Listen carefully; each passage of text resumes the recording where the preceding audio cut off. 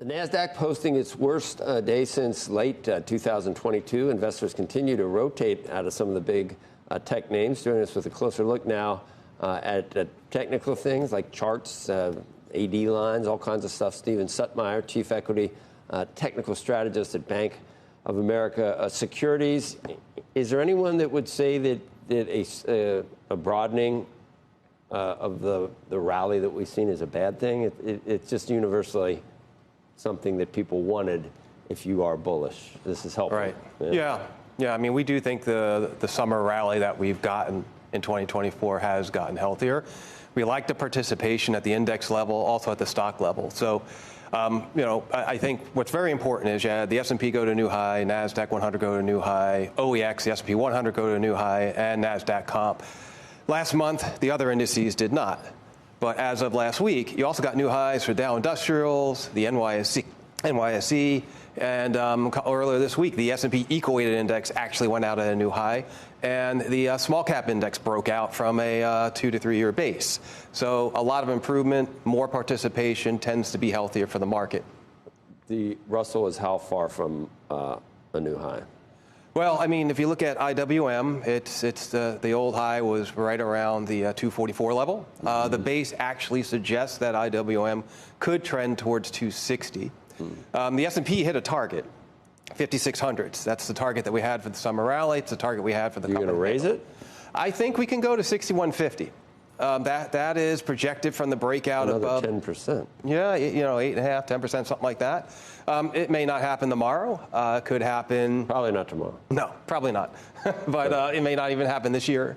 But conceivably, within the next 12 months or so, that is a possibility. Some people, Tom Lee said 40% more in some of the small caps. Of course, it's already moved some, so it's not 40 from here. But in near term, you think that it could happen that quickly? Yeah, I mean, the small caps have a lot of pent-up buying. That's what it looks like. And when you look at that particular chart, it was sideways for a long period of time, and all of a sudden has just started breaking out. So I think there is some legs to this rally, especially given the base it completed. So yeah, small caps could very well have a decent run here. Is this because rates are coming down, or because the economy is hanging in there? What's more, both? What's more important? It's probably a combination of the two, but I think it's really all about positioning. When you think about it, when you got rotation actually is the lifeblood of a bull market. I think that's what we need to talk about to some extent. I mean, because you have tech names that have overshot technical projections. When you go from an arithmetic chart and saying, all right, I got to go log scale to get a target, that just tells you things are getting a bit extended. But the idea of a bull market continuing really is reliant on those tech names not falling back too much. Exactly. So we think it's more of a relative underperformance here. In our opinion, they probably, are buyable on a dip. It may not be today, it may not be tomorrow, but if you throw normal retracement levels on the NASDAQ, I mean, there are normal healthy levels where a market can pull back, where you can enter into it at a better and more oversold level. So we're viewing it as corrections and uptrends, not a top. And we don't have divergences prevalent on advanced decline lines, which went to new highs to confirm the rally. Volume indicators, net up volume has confirmed the rally.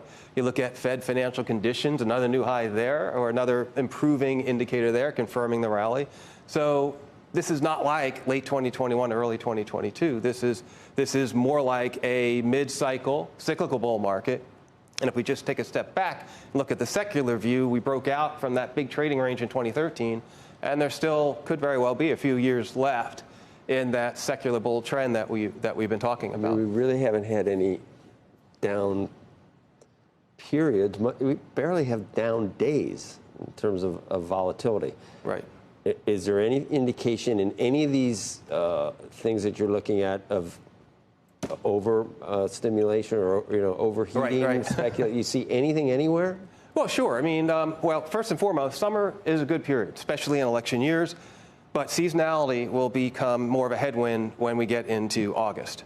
So that's one thing. Because October's coming. Right. Winter's coming.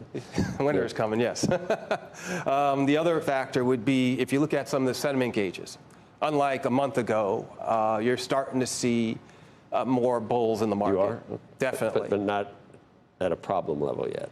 I mean, it's getting closer to where it was in the middle of 2021. But then again, that didn't coincide with the high in the market. You usually get the peak sentiment, and then that indicator drops. But I'd also pay attention to put-call ratios.